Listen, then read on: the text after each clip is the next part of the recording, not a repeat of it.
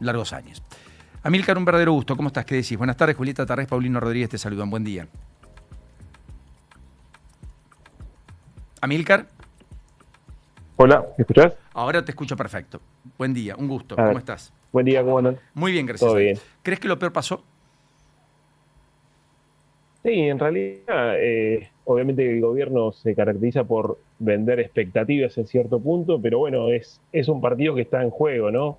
En términos inflacionarios, si querés, tenés un punto por el lado que tú recibiste un shock, ¿no? De externo y tenías ciertos shocks o acomodamiento de precio relativo, como fue tarifas, o en el precio de la carne también fue un tema, y obviamente el shock petrolero.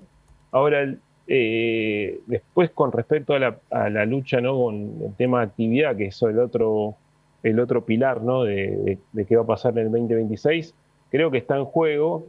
Está claro que por el lado de los motores de la economía, el de la exportación, o sea, las exportaciones van a volar este año, en tanto en precio, y también hay un buen número en cantidades. O sea, hay algunas estimaciones cerca de los 100.000 millones de dólares, ¿no? De exportaciones, pero es como un motor que se está quedando solo, ¿no? La inversión no aparece del todo, hay anuncios, pero no se concretan, y después el consumo es la gran pelea, ¿no? Y ahí enganchamos, si querés, con el crédito. O sea, el consumo está o retrocediendo o estancado, y el motor que tenía del crédito que impulsaba o suavizaba ese ajuste que se hizo al principio, ¿no? En el consumo, ya no traccionaba porque, bueno, ya vimos los últimos meses con un crédito privado que se está quedando un poco frenado, y el gobierno, bueno, aceleró la baja de tasa de interés, pero hay una morosidad muy grande también por ese lado, y con lo cual estás medio, o sea, puede ser que en el promedio suba el nivel de actividad, pero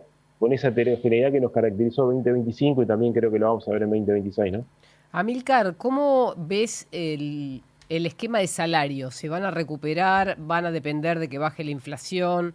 ¿Es clave el ingreso disponible para esto que vos estás mencionando? Sí, está claro. Bueno, tuviste una parte del ingreso disponible, está o sea, el gobierno avanzó en cuanto al ajuste fiscal, en cuanto a subsidios, el arranque del año, subsidios que queda a la energía, ¿no? A también ajustar esos precios relativos. Y bueno, después tuviste este shock también que pega en ese mismo lugar. Entonces, bueno, no vas a tener tanto efecto por el lado fiscal en eso, Sí. y tenés un efecto sobre el ingreso disponible. Y después tenés el efecto, ¿no? Que si la desinflación se da, obviamente que los salarios van mirando para atrás, ¿no? Para ajustar esos números, y puede ser que le empiece a ganar algunos meses, más que nada, los sectores privados registrados. Claro, por eso te Pero no pregunto, así, ¿dependés sí o sí. sí de la baja de la tasa de inflación mensual? Sí, sí, está claro que si la inflación no cede, obviamente eso entras como a empantanarte, ¿no? Porque vos tenés una inflación que no cede, o no cede de manera, o va siendo muy gradual esa Sí. baja, puede ser que te empantane, y creo que la economía necesita, ¿no? Que la actividad, de los tres pilares que teníamos al arranque del año, que era ese trilema, ¿no? Acumular reservas, desinflación y crecimiento. Creo que hoy necesitas que por lo menos el primer semestre apunte a que esa parte del crecimiento sea un poquito más dinámica, y no solamente con esos tres sectores, cuatro que siempre destacamos, ¿no? Vinculados a lo exportable: minería, energía, agro. Bueno, así que sí, la dinámica de la desinflación, cuanto más rápida se dé, obviamente que va a ser el repunte salarial, ¿no? Bien, y respecto de las reservas, ya llegaron casi al 67% de la meta. ¿Vos estimás que antes de que termine el primer semestre podrían llegar a cumplir el 100% de esos 10.000 millones de compras y luego seguir acumulando o seguir comprando en realidad y no acumulando lo que se pueda? ¿O te imaginás que van a cerrar el telón ahí para mantener un tipo de cambio estable como hasta ahora y luego seguir adelante en el 2027 con más compra y ahí sí acumulación? Yo creo que debería comprar todo lo que pueda, poniendo en los escenarios, ¿no? Que el acceso al mercado puede ser que esté y que no esté. El gobierno ya ve que hay un plan B, C, ¿no? En Sí, ese aspecto. Y con los números que sigue reserva, bueno, creo que a fin de mayo ya estaríamos en los 10.000 claro. millones de dólares. Y si pasás un poco a un ritmo de 80, 100 millones a fin de julio, yo creo que tendrías cerca de 13.000, 14.000 millones de dólares si mantenés esa dinámica.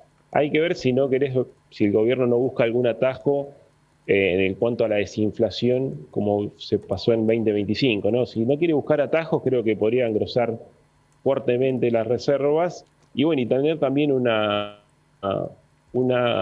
alternativa al programa financiero en dólares, ¿no? Porque en realidad si no tenés acceso al mercado por el Tesoro, sería bueno que los tenga el Banco Central y no tener que hacer alguna alquimia financiera para obtener los dólares para pagar la deuda, ¿no?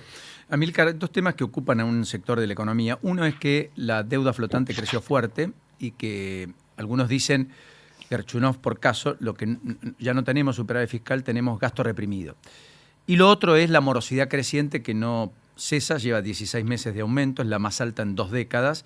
La morosidad de las familias argentinas, eso voy, con créditos que está costando cobrar por parte de las billeteras virtuales, pero también los bancos, con tasas que volaron finalmente en el proceso electoral del año pasado, que han bajado fuertemente ahora, muchos las están reestructurando, pero las moras a más de 90 días de los pagos por parte de muchos todavía no ha sido regularizado ni mucho menos y sigue, insisto, en un punto muy alto. Sobre esos dos aspectos, ¿vos crees que también lo peor ya lo vimos? Bueno, con respecto al margen fiscal, está claro que el gobierno no tiene margen fiscal. De hecho, se ajustó, o sea, de acuerdo a lo que teníamos con el FMI, a 1,4% del PBI, el superávit primario. Y yo creo que puede haber cierta baja nueva, ¿no? Con respecto a eso, pues si haces un poco cómo viene la actividad y los ingresos y los gastos, estás muy cortito. De hecho, ni el gobierno ni atinó a bajar el impuesto a los combustibles o tratar de hacer algo con respecto a eso en el pleno shock de precios internacionales del petróleo. O sea, no fue por compensarlo por esa vía. Está claro que no tiene margen. O sea, si no querés bajar ni ese impuesto, creo que no hay margen. Correcto. Ni hablar retención, eso, bueno. No hay mucho margen. Quizás puede ser un poco más laxo, pero el gobierno no lo va a decir a priori. Está muy cortito, ¿no?, con respecto a esa cuestión, y ya gran parte del ajuste es ello. De hecho, es raro que no tengas algún repunte, aunque sea mínimo, de algunos rubros como obra pública, ¿no? O sea, decimos, podés estar un año sin obra pública, pero no 3, y hay algunas cosas que está haciendo el gobierno, pero está claro que es mínimo el nivel de gasto. O sea, en ese caso, puede ser que sea, ya lo grueso ya lo hiciste, a eso voy, ¿no? Entonces, sí o sí, por eso hacía hincapié con la recuperación económica, sí o sí tiene que reactivar la economía para que crezcan los ingresos por ese lado. Y después el punto de morosidad, está claro que bueno, el ajuste apretón monetario fue medio como al principio de los 90, ¿no? Niveles de encaje bancario que no se veían desde momentos hiperinflacionarios en Argentina.